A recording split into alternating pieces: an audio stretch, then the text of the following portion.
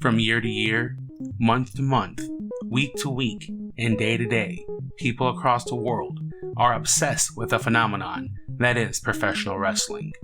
But why? 101 Reasons to Love Professional Wrestling. There are many components of professional wrestling that should be both understood and celebrated, in no particular order. Diversity. There are a plethora of colors, and they all have their place in the cram box of life. We are given the choice of size in most situations because people have different preferences. Just like crayons and coffee, people come in different colors and different sizes. It's a beautiful world when you think about it. Our society has different sexes, nationalities, creeds, cultures, and lineages that make up the human race. Professional wrestling is no different. Professional wrestlers come in all sorts of shapes, all sorts of sizes, heroes of all races, badasses of all sexes, of all creeds, of all orientations, and of all cultures. Yes, professional wrestling is one big happy family. But let's not ignore the elephant in the room. Just like world history, there are horrible truths that should not be ignored.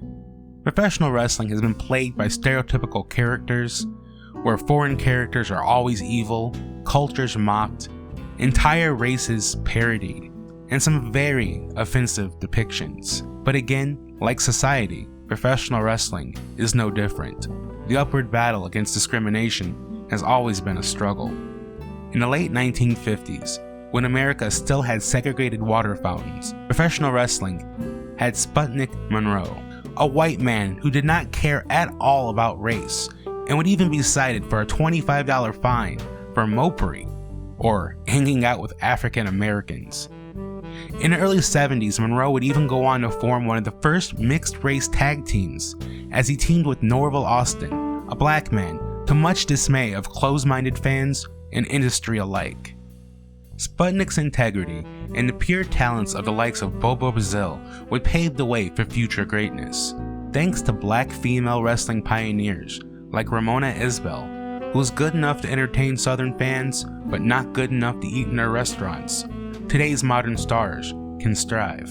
With initiatives like WWE's Women's Revolution, the 2010s have seen professional wrestling make gigantic waves to feature everyone. All Elite Wrestling is another great example of a new promotion completely ignoring the ways of old to pave a new, all-inclusive path. Stereotypes are becoming further and further behind us. Barriers have not only been knocked down, but knocked out. Any culture can be championed. Whoever you are can be represented. Professional wrestling fans embrace all cultures.